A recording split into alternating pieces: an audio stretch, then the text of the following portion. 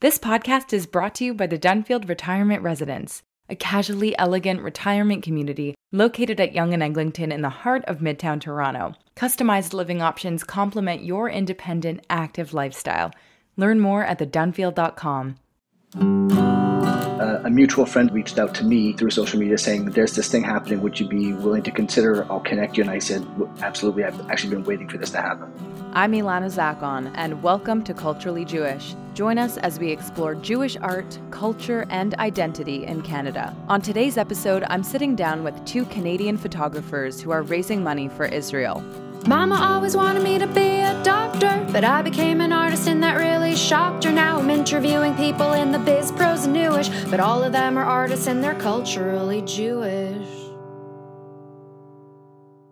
So you probably can't tell because you're not looking at us, but David and I are actually sitting right next to each other in person in Montreal, and we're in David's childhood home that I'm seeing for the first time. If you had to describe it, Ilana, what could you say about my bedroom right now? It is on the small side. Mm-hmm. It's definitely got that like carpeted. You lived here for in the, like this house is from probably the 70s or 80s. Mm-hmm. Yeah. You got like that pulling. The closet has one of those wooden doors that's kind of like an accordion, which definitely gives away the era. But yeah, it's cozy. Yeah, I'm glad we could fit both people in. Usually like only one person max can fit into this tiny little shoebox of a bedroom. But Ilana, I know this feels like a loaded question, but I just wanted to check in again. How are you doing this week? It's interesting because I feel like the very first week that the war broke out, it was this constant low-level anxiety, and it's still there, but it almost feels like how much of my emotional energy can I take to constantly let myself think about it? And I've had to compartmentalize it slightly, even though it's impossible. Like anytime that I run into someone who's Jewish, it comes up. That's like my partner was saying, it's almost like early pandemic. Yeah. Like that's all everyone's talking about. Like it's what's on everyone's mind, and rightfully so. And it's still something that comes up, especially when I'm like, oh, am I going to go to a space and is something going to come up about this? Like in a non-Jewish space, there's like a bit of that feeling. And I'm going to a benefit concert tomorrow night. The episode might have already come out by then. But all the money that's being raised goes to Magen David Adom. It's an event happening in Montreal. And I'm really looking forward to that because I think music is a way that I've always really connected to being Jewish, and being able to just sit in a room with hopefully lots of other Jews and just listen to Jewish and Israeli music and allow myself to feel my feelings feels like exactly what I need right now. It's almost like I've been avoiding being in certain settings. Like I didn't go to the vigils, even though, well, part of it was out of safety. Like I was a bit nervous when people were talking about, oh, what if people come and it can get attacked, and nothing happened, but there was a bit of that. And then I think part of me was like afraid to be in those spaces, to feel the weight of it almost. And maybe that's what I needed in that moment. And now I'm like ready to just be in this room and not have to necessarily talk about it, but just feel it with the music. And I think I took advice from Jordan Nachmayas last week, where he sort of said, just reduce your amount of social media. And I talked with John, my husband, about it. And he says, you just need to get off. So I think he allowed me only 15 minutes of checking in every day what's been happening on social media. And it's quite demoralizing, but it is what it is. And I do feel better. What do you get out of actually looking? Because for me, I know that I would be a wreck if I'd been looking at social media. I think for me, it's important to know what people in my community are saying, so that I found some absolutely false things about it, but I think I just want to know where people are at today, and that if I can or should respond or just ignore it, I just want to know what's going on. If you can handle that, then by all means. Well, apparently I can't handle it, so I've had to definitely reduce it, but one of the really nice things is I was in Toronto over the weekend to celebrate my cousin's wedding. And I think it was like, this is what I need right now, is to celebrate something very pro-Jewish, right? A Jewish wedding where a bunch of people, Jewish and non-Jewish, can just gather around and celebrate life. And I think that was a big turning point over the weekend, where it's just we can celebrate that happening in front of us. Well, it's really interesting because in Montreal, I don't know about Toronto or Calgary, a lot of places are completely changing their programming, especially synagogues. Right. And it's like the Siegel Center, for example, didn't change their programming, and they have the Carole King musical Beautiful right now, which David and I ran into each other at the show last night. Randomly. We did not know that we were both going on the same night. Nope. But I was talking to some people and it was really interesting because some of them were like, I can't believe that they would go through with doing this programming. But at the same time, if we're always being sad, like I said before, when do we ever get reprieve? I think it was good for, I went with my grandfather last night. And it was probably really nice for him to just see like a fun, nice musical show. That is exactly why I went last night randomly, is because I needed that reprieve. I needed to see something uplifting, something with music in a Jewish setting like the Siegel Center. That's what I needed. That's why I went. So I was very happy to attend that, and great to see you and your Zadie as well. Yeah, had a little family reunion there.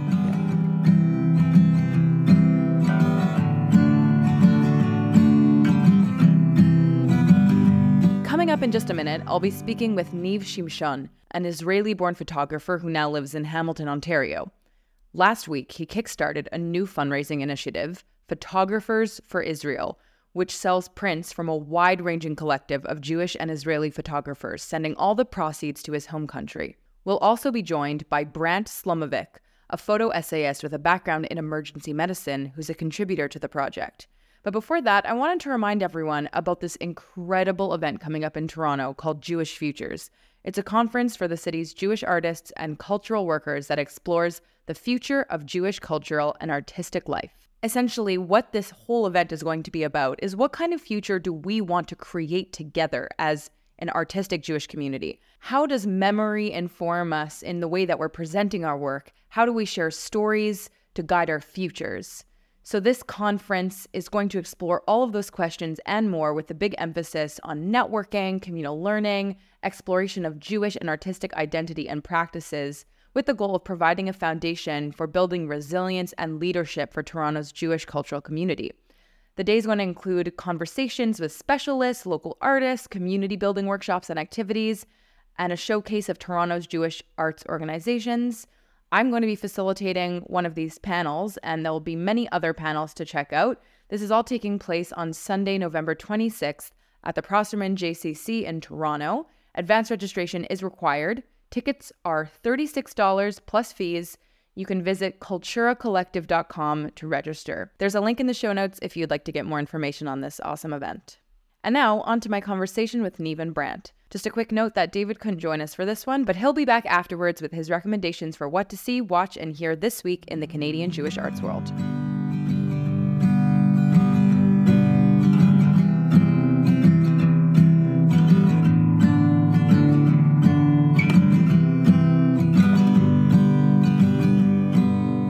Hi, Niv and Brant. Thank you so much for being here today. Before we talk a bit about your project, I wanted to just do a little check-in. We did this on our last episode where we talked in the middle of all of the horrors that are going on right now in the Middle East. So, Brant, how are you doing right now? Hey, Ilana. First of all, thank you for asking. It's been a rough few weeks, to be completely honest. I have very deep connections to what's happening in Israel. I have family. I have very, very dear friends that a lot of those friendships were actually made over the time that I was in Israel working on this photo project. And I have colleagues, obviously, who are there, who are working through all of it. So I'm in close contact, and the news has been really shattering. And to see the response that has happened in the second and third week of what's been going on is equally challenging. But I feel supported, and I'm talking a lot to people, which seems to help. Yeah. And how about you, Niv? For me, I moved to Canada 10 years ago with my wife, and we had our 2 kids here, but all of our families and all of our friends and basically everyone we know is in Israel.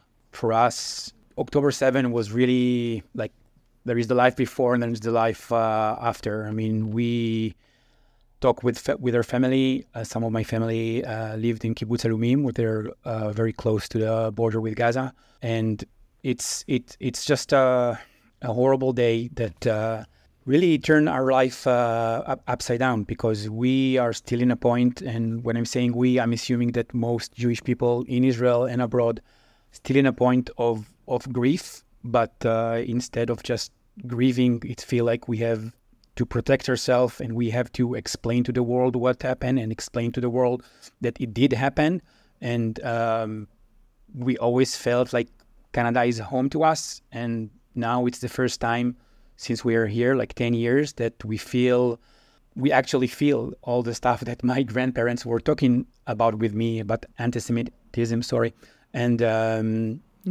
it's just a very weird place to be right now. Yeah. Let's talk about Photographers for Israel. So Niamh, can you tell me the story of how you started this project?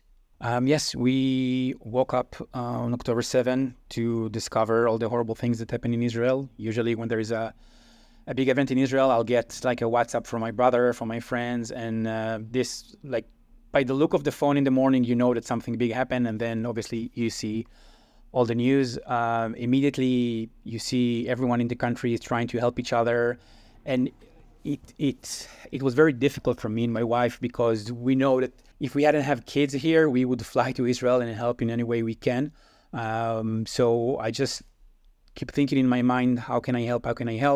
I donated some money to my family kibbutz, but again, I'm there is a certain again, this help. I felt it's very little, and then I just thought what I can do with my photography, and this idea came to mind to have a group of photographers from Israel, which was easier for me to approach because I know many photographers in Israel and photographers in North America, to have a print sale, and all the proceeds will go to the kibbutzim survivors of the attack. I was debating with some people in Israel where you think the best is to donate the money, and they recommend what we end up donating the money to, and then starting to approach photographers. Some of them just told me, yeah, of course, and some of them like Brant, I didn't know him before, and I think we formed some kind of a relationship. For me, because when I text someone in English, it's always take me some time, so I just prefer to record a voice message. And many people think it's weird, but Brant was okay with it, so I felt, okay, great, I can just talk. It will be easier for me. Yeah. So we just went back and forth. And yeah, this is how it all began.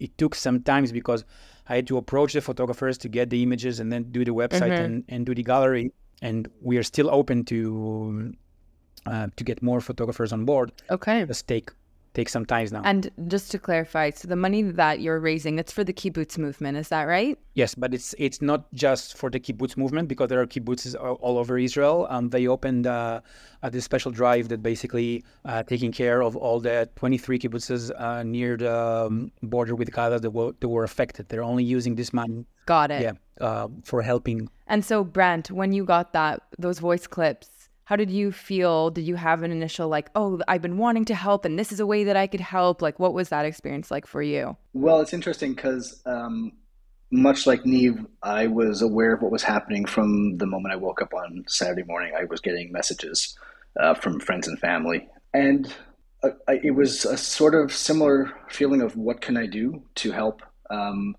People who know my work know I'm fairly invested in Israel, and a large body of the work I had done in the past was this large project, and which ended up in a book that was published during the COVID pandemic. But so people were reaching out to me, and I was reaching out to people, but there was also a fair bit of quiet and silence that was obvious, and I had been wondering where people were and what was happening, and why was I not seeing certain things that I had seen with almost every other, not really sure how to describe it, but every other world catastrophe. You meant that you felt people weren't speaking about it at all at that point? Like you were on social media, or what do you mean specifically that you weren't seeing?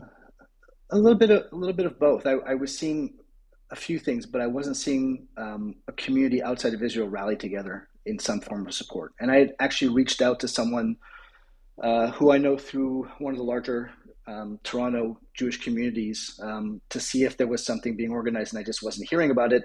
And at the time, nothing was really in the works. And then a mutual friend of Niamh and I reached out to me through social media saying, there's this thing happening. Would you be willing to consider? I'll connect you. And I said, absolutely. I've actually been waiting for this to happen. Oh, wow.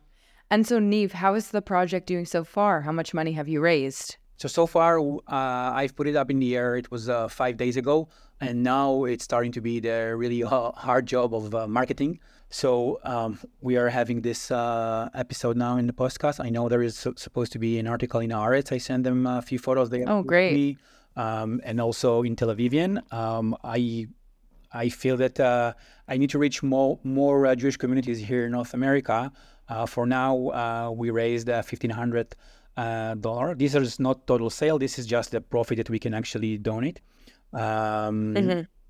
because some of the money goes to. It's just part of the gallery. When somebody buy print, obviously the store gets part of the profit. Yeah, got it. And what kind of response have you been getting as you've been sending out the link?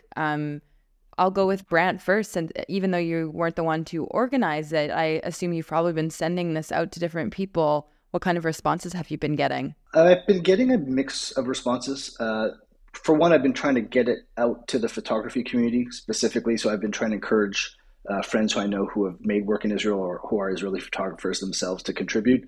And I've also posted about it on my social media accounts. But to be frank, I haven't really said much on social media. I don't find, for me personally, it's a way of having a discussion, which I think this time needs more than anything. 100%.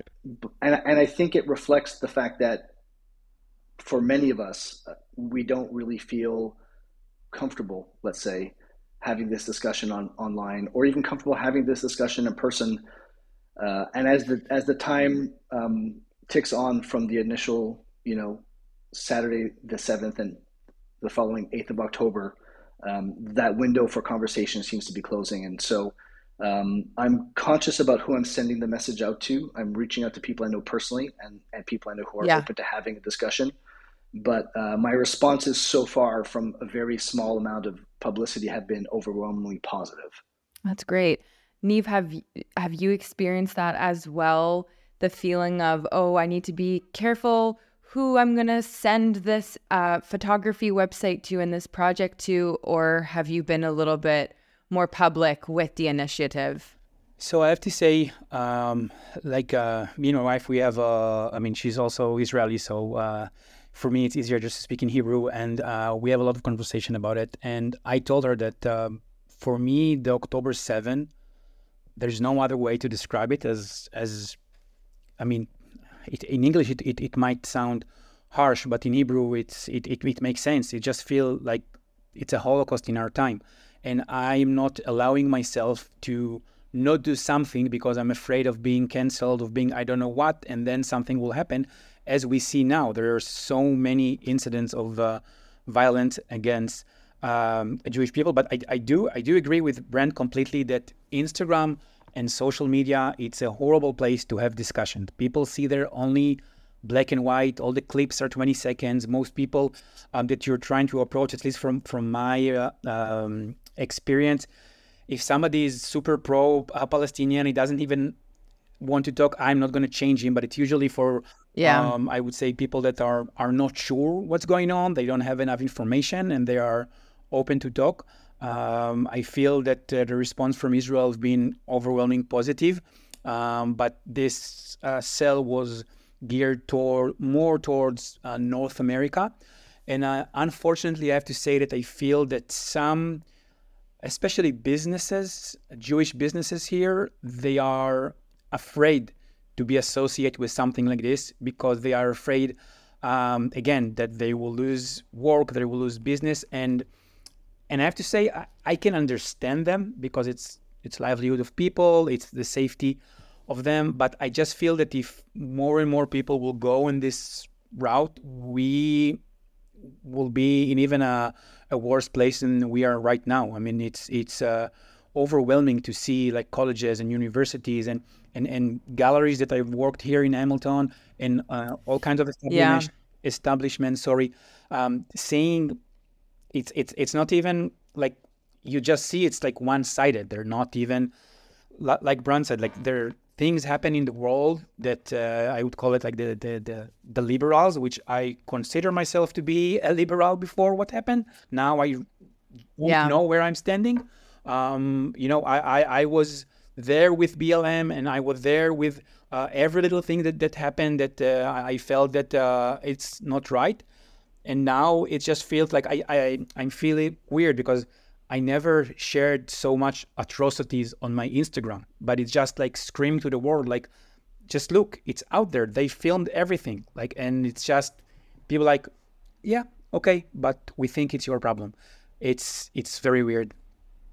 Yeah, I know. I totally feel both of you on this. We had a panel discussion on the last episode of our podcast with 3 different arts workers across Canada. And we all talked about how we're feeling right now with everyone being super left-wing, even though we feel like we're kind of left-wing, but not that type of left-wing, and not knowing where to feel safe and who's really on our side, because a lot of people are very silent. I want to pivot a bit to talking about the actual gallery itself. So you just mentioned, you're posting all these atrocities and you're trying to scream out to the world to help. Yet the pictures that you're actually selling are not war pictures. They're showing the more beautiful sides of Israel. So what was the thought process behind the type of artwork that you wanted to sell? And was there a conscious decision behind that choice? Yeah, so first of all, the main goal here is to have as much money as possible, so we can actually donate the money and do good. So there is a fine line between photos that I would say, oh, these are amazing photos, but do you want them on your wall? So you have to think also in this, because if I would doing an art show, it might be different choices. So right. I feel that if you're looking, and I think Brant will agree with me, if you're looking from a photographer or an artist perspective, it might be photos that usually on a regular day, if I would having a show, this is not the combination I would choose from. But here, there are some people on the gallery that they are fine artists, and they are having their shows all over the world. Some of them are Guggenheim Fellowships. Some of them, like Brant, they published books. But some of them can be, there is a very special food photographer from Israel that I love. There is news photographers coming from Israel. There are photographers that maybe they're not, had a show somewhere, but I just really love their work, and I feel that it can just make an impact. I didn't want to have in the galleries, like horror photos. This wasn't the idea, to show how we are hurting. I mean, I think there is enough of it in the news and in the media. And here, because this gallery and this website is supposed to, people sometimes they won't donate money, but here I think they say, oh, I can have a nice print, but also I know that the money is going for a good cause. So we just try to have the more positive and beautiful side of Jewish and Israeli artist work. These times are really difficult for the community. And I know as an artist, it can be sometimes the only thing we can do is use our art in order to, give voice to what we're feeling, to raise awareness. What other initiatives have you seen, maybe from other artists that you're friends with or colleagues of yours, for what's going on right now in Israel, Niv? Yeah, so I feel that painting and sketching are both arts that artists can react really quickly to what happened. I think the best example for it is if you go to our website, to the About Us, you'll see a painting from Zohar Cherkassky. She is an Israeli painter that I really, really love. And ever since it's happened, she's just been drawing and drawing and drawing. And it's her draw. I always loved her drawing, but now it's just, the impact is just so real, because I feel that in photography, most of the time you can come after the fact. And she, we all in Israel and also in North America, I'm sure, listening to survivors and listening to the stories of people that rescue many people. And basically, she can actually create those scenes in painting, which is beautiful. I saw another initiative of a few designers that basically they are had a website with a bunch of links for donation, and then all of their posters, you can download them for free. I saw another painter today. She people that lost loved one in the Nova Music Festival or in the attack, they can send her photos of the loved one, and she's sketching them. And she said it's more for her than for them, because it's for her it's a therapeutic way of helping in any way she can. I have two news photographers friends in Israel now that they are working, unfortunately, documenting the many funerals and documenting all the aftermath. And I'm sure that, time will pass before we can see all these images and hear all these stories, because right now, Israel obviously is in the middle of war and trying to basically to help the many people that now are displaced from their home, people from the south and also people from the north now. So I feel that not every art form will see it right away. Some of it will probably come in the days, weeks, and years to come. Anything else that you would like to add regarding the project, since you have lots of people listening to you right now? Is there anything that you would like them to know about your Photographers for Israel project, or anything that you would like to pass on about how art can help them in this time? For me, the most important thing is that people will share this project just for it can reach as many people as possible, so we can basically get as much help that we can get for the kibbutz survivors. But also, it doesn't have to be through this project. I know that I had a conversation with Brant. I shared some people that are helping dogs that fled from the war zone in Israel, and you really want to contribute. So I send him where to send the money. There are so many organizations now that you can help. I mean, for me, it's always just checking that, it's an organization that will actually do something with the money, and it's not some big government agency that you're not sure what's going on with the money.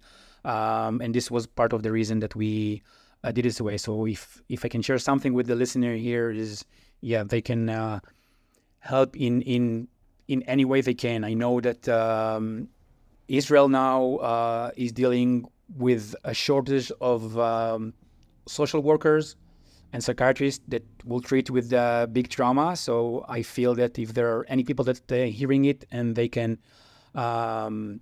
speak Hebrew fluently, they maybe don't have to fly to Israel, but maybe they can find a way, again, like we did with photographers in Israel, to offer some help to people, because I know it's going to be a big issue that many people have experienced trauma that most people can't even dream of. So. Yeah, that's a great idea. Brant, any last words to add? The only thing I would add is that I think I try and see a positive from everything. And I think I'm just going to be self-referential here, but the title of my book, which is really about belonging and asks the question, how far are we willing to go to find a place of belonging or a home or a tribe? The title is The Cracks in Everything, and that is a line that was co-opted from a Leonard Cohen song called Anthem. The refrain of the song is, there's a crack in everything. That's how the light gets in. So I always try to look for the moments of how we can turn something from a negative into a positive. And I'll just say there's been many people who reached out to say that art, and specifically some of the stuff that we're showing on the website, Neve spearheaded Photographers for Israel, has had a profound effect, and also has changed something about them specifically. And I think if we could use some of this stuff, I've always thought, as an artist and an artist who makes work in a difficult place, that if a piece of art can act as an invitation to a conversation, or for a softening of your previous held beliefs, or even for just curiosity to come into place, then it already has a positive effect. And I'll just relate a quick story to you. A friend reached out to me in the last week to tell me that his students at an art school in Nova Scotia had asked him if he had a book on Palestinians, a photography book on Palestinians for one of their courses. And he thought that if he was going to put out a book on Palestinians, he should probably have a book on the other side of the story. When he approached the students to ask if it was okay, recognizing or maybe even just understanding the temperature in the room, so to speak, my book was presented and was originally met with skepticism and some groans and some resistance. But over the course of time, it led to a conversation and it led to some sort of objective, positive outcome in maybe what is the hardest target audience in the moment, which is the university and the education system. So I think there's always a place to make things positive and better. And I think not only raising money for the people who need it the most at this moment, but also just to have conversations and have art be an avenue into those spaces of healing is a powerful thing. Thank you for ending on that note. That's a really powerful. I want to read your book now. So, Brant, Niamh, thank you so much. I wish you all the best with your project, and I hope that we're all able to get the help that we need, and that hopefully all of this will end soon. Thanks, Ilana. Pleasure to be here.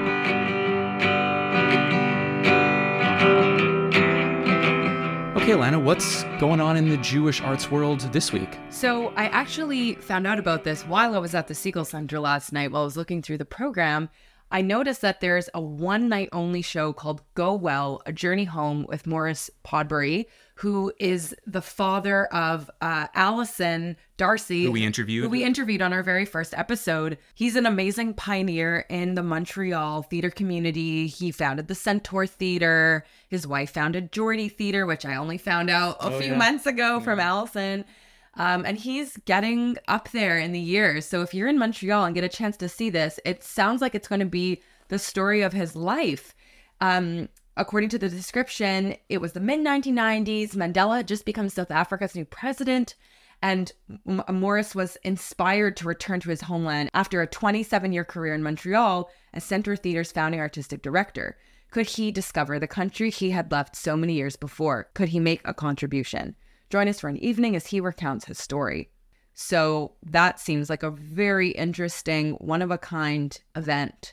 Be sure to check that out if you're in the Montreal area. It's on November 8th at the Siegel Center for the Performing Arts. And also in Montreal, my mom really wanted me to mention this because she went to see the documentary and she was the only person at the cinema that night. So I have to promote this. I know. So at the Montreal Jewish Public Library, they are going to present Without Precedent, The Supreme Life of Rosalie Abella, November 29th at 7 p.m. at the Gelber Conference Center.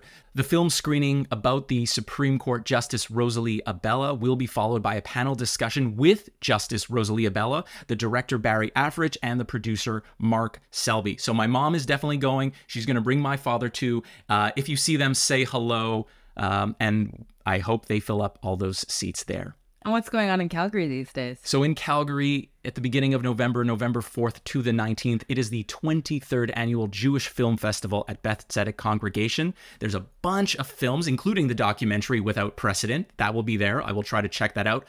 But one of the movies that I am really looking forward to is called Perfect Strangers. It is Israeli. 2021, the director is Lior Ashkenazi, very famous Israeli director. And basically, I'll give you the synopsis of Perfect Strangers. It is about 7 lifelong friends with a lot of shared history and experiences, even the mutual death from their past. They all decide to meet for dinner and to watch a rare lunar eclipse. And then what starts out sort of as a nice evening of friends and food, it takes an unexpected turn when they agree to play a game.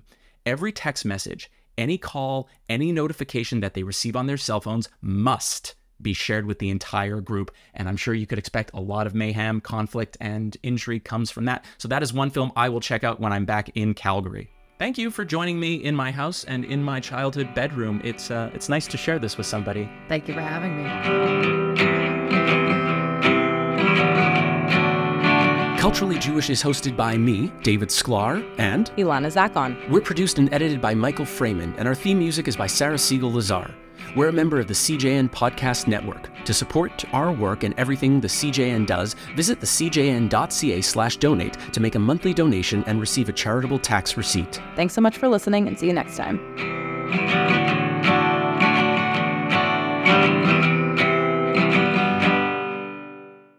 The Dunfield Retirement Residence offers customized living options to complement your independent, active lifestyle. Welcome home. Welcome to the Dunfield. Visit us at thedunfield.com to book a personal tour.